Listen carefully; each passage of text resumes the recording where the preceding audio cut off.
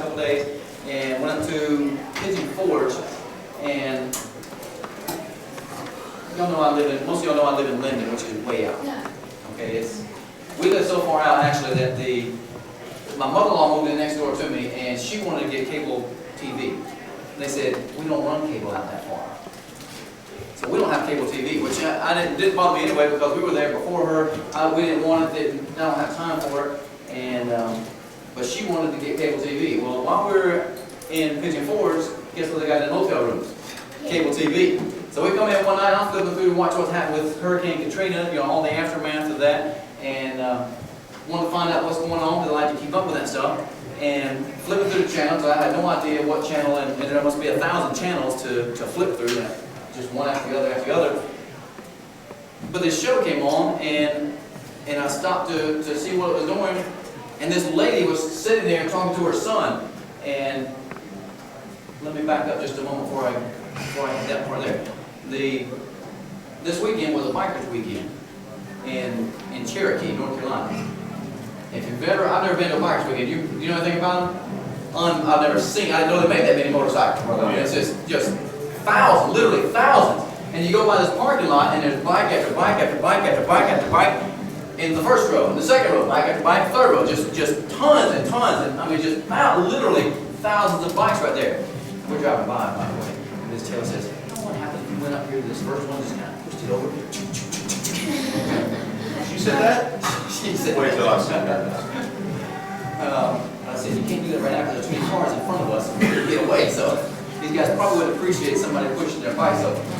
Anyway, bikes coming and going just all over the road, I mean just everywhere, riding in groups of 12 and 20 and 50 and just unbelievable. The weather was beautiful, I had the windows down, the cool mountain air flowing through the windows there in the car. I used to have a motorcycle when I was 18. I actually had 3 at one time. Why? I don't know, but I did. I had 3 motorcycles at one time. I love riding motorcycles, but when I got married, my wife says, you know, motorcycles kind of scare me. I hate for you to have a wreck, become disabled, or get killed, and not be able to take care of your family. So I got rid of my bikes, all 3 of them. So haven't had one since I've been married. I love motorcycles. I love riding. Mr. Hall knows what I'm talking about. You get on there, and she said, what's so great about it is you can't really describe it other than the fact that you just feel free. You just get out there and you ride. She said, well, what's so great about riding with a bunch of guys? You can't describe it. It's just something that just makes you feel just awesome. And here are all these and the roads up there in the mountains, you can just back and forth and back and forth. You can't go very fast because the curves are so sharp and all. And I thought, I kept making these little plugs for her. Man, isn't that cool? Isn't that great? Wouldn't you like to be riding on a bike? Wouldn't it feel great just to have the wind rushing through your hair and all over your arms and your legs and everything? You just kind of making these plugs where she could say, maybe we should look into that one day. But you see, the thing about it is before I went up there, I didn't have a great urge to have a motorcycle because I haven't been around them as much as I was over the last couple of days. And there's nothing wrong with having a motorcycle. Nothing at all. Would you agree with me? There's no sin in having a motorcycle. Nothing whatsoever. But the problem with me is, I promised my wife about 17, 18 years ago that I wouldn't have one. So for me to get one, personally, it would be kind of wrong for me to get one, don't you think? Because I promised my wife, I said, baby, I love you so much. And I love motorcycles so much, but I love you more than the motorcycle. So as long as you say, then I won't have one. So I've given up something that I really like. But it's not wrong to have one. Well, then we get back to the motel room, and here's cable TV, and I'm flipping through the channels, and this show, this TV show comes on. I had no idea that they show this kind of thing on TV. I mean, any child could turn a TV on and start watching it. This lady was talking to her son, and she said, son, I'm going to, and this guy, her son was 19, 20, 21, late teens, early 20s, and she says, I'm so sorry for you. I mean, you're just so lonely. I'm going to go out and find you someone. I'm going to go out and find you a man. I thought, this lady's going to go out and find herself a husband so her son can have a father, a man in his life, somebody that he can look up to. You know what it turned out to be? The mom on this show was going out, and I don't know if this is true, I don't know if it's me, I don't know, because I don't have these, I don't watch it, I don't know it, I don't have cable. And I only watched it for just a very short time because it made me sick. This lady went out and somehow they drummed up a guy to come in and talk to mom, and he started asking questions about the son. Very evident, very quickly, that this was a homosexual show. Mom was going out for her son to find a homosexual partner for her own son. Folks, the Bible says, my Bible says, that homosexuality is not just a sin, it's an abomination. That's right. It is something that is, you know, if something goes bad in your life, if something goes bad in your home, in your schoolroom, and you say, man, this situation, whatever's happening, this is just going to the dogs. I mean, that means it's the bottom of the barrel. There's nothing worse than going to the dogs. But you get two male dogs and put them out in the yard, and they're not going to mess with each other. Because dogs have enough common sense, enough decency in their animal minds to leave each other alone. And we as human beings, this is on TV, folks. Now, it's not wrong to have cable TV. It's not wrong for anyone to have a motorcycle. But if you have cable TV in your home, you need to be very careful and guard yourself. I mean, you could be totally by yourself and you say, there's nothing wrong with me watching this because I'm not going to participate in it. I'm not going to want to do it. I don't want anything to do with that kind of lifestyle. I didn't want a motorcycle before I went to Cherokee this weekend. Why? Because I saw it. I watched the motorcycles. I watched the guys riding. I mean, it was cool just seeing the guys just riding in packs of, or groups of 10, 20, who knows, whatever. I mean, and it was just, I remembered what it was like when I used to ride bikes. And it was so awesome. And I thought, you know what? If you have cable TV and you watch that stuff and you see it and you're around it, all of a sudden you're going to want to become part of it.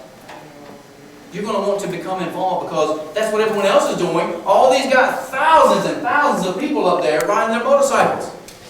It looked cool. It looked great. It looked fun. It was awesome.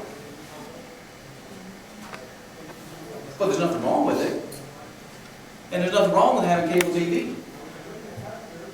But you got to be careful in what you do. It would be, I believe in my own heart, nothing scriptural. This is, to me, this is what Wayne Taylor said. Wayne Taylor thinks that would be wrong for me to get a motorcycle because what the promise I made to my wife years ago.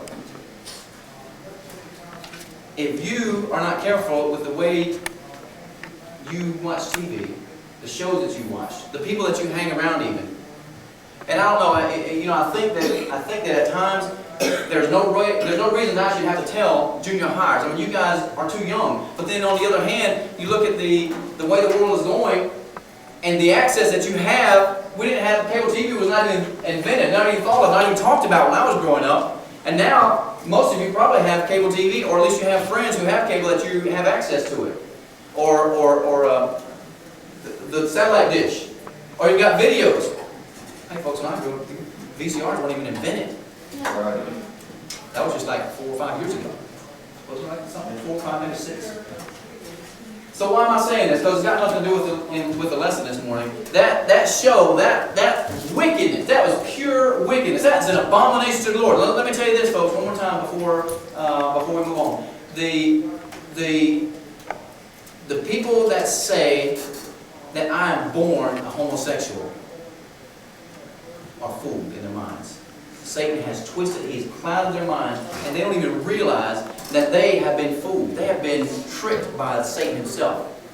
It's not normal, folks. Some of you may start having these feelings about people of the same, guys may feel about guys, girls about girls, but I'm going to tell you, it's not normal. God did not make, as Pastor Bert said many times, He made Adam and Eve, not Adam and Steve. Could any of you guys imagine sitting next to a guy and holding his hand and putting your arm around him? Man, that makes my skin crawl. You know what I'm saying? It's nasty, it's disgusting, it's filthy, it's perverted, it's homosexual. It's an abomination before the Lord. Right. And there's no reason in this world, don't let anyone in this world tell you, and don't you believe it, that they were born that way, because they were not. If they were to go to the dogs, to an animal, and watch the animals aren't going to try and do anything like that, because they got more sense, they got more brains, there's more upstairs than what is on cable TV. That just blew me away. Praise God I don't have cable TV. Because my wife got tired of hearing me say that, because I can't believe that they were, you see what they were doing?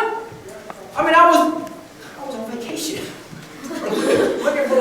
the news. And that got me all riled up. And I thought, man, let me just tell, I need to share that with you this morning because it's in your face. It's right there. If you have a television, let's picture this being a television right here. If you have a television and you hit that remote and you turn it on, it is right in your face. Literally, Satan is putting it right there, right in your, he wants you to partake of it. Why? Because he knows that if you see it, that if you become comfortable with it, if you watch it, you're going to want to become part of it if you do it long enough. If I stayed in Cherokee long enough, I told my wife, I twist her arm and say, come on, let's get a motorcycle. Please, I want a bike, I want to ride it, please, please. And I believe that eventually she'd give in. If I whined and cried and begged and pleaded long enough and hard enough. And Satan knows that if he can take a screen, a television screen, and he can put it in front of you and let you see it enough and let you watch it and partake, and eventually you want to partake of it. It's not just wrong, it's an abomination. It's totally against the laws of nature. God did not create man for man. God created man for woman, and vice versa. If anyone tells you that you've got some narrow-minded teacher that says that what I'm saying is wrong, ask them to look in the Bible. It's not what Wayne Taylor said. This is what God's Word, the Holy Bible says.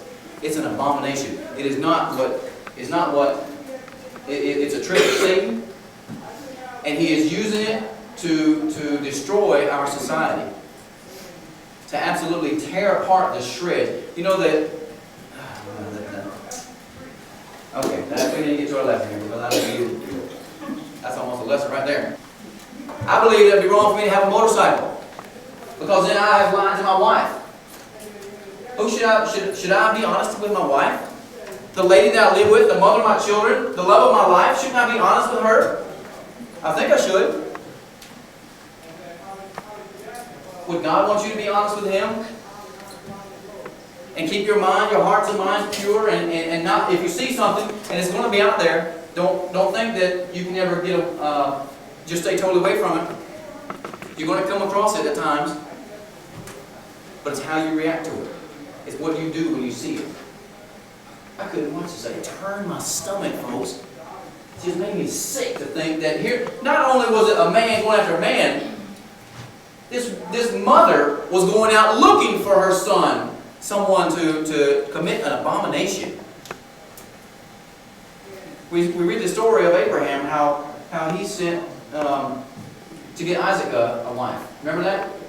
He sent his servant, he said, look here, servant, I want you to go, get on the camel, and go to the far land, find a wife. Find a what? A wife. Not a husband. Find a wife for my son. And this servant goes out and finds someone. And how would you guys and girls, how would y'all like to think that your parents would send Mr. Taylor or Mr. Hawk to Hope County to find you a boyfriend or a girlfriend, the opposite sex? Would anyone volunteer to let one of us do that?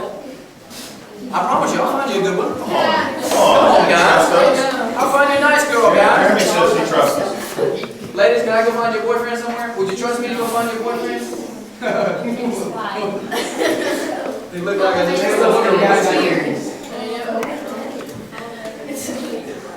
But you know, the Bible tells how Abraham sent his servant to go out and look for a wife. And they trusted God. They didn't go out looking for the oh man, goodness gracious, that just Sir? No, that's not the lesson. That wasn't even the notes that I had. That was free, brother. That was free. Now we're getting ready to start a 45-minute lesson. Okay. Hey.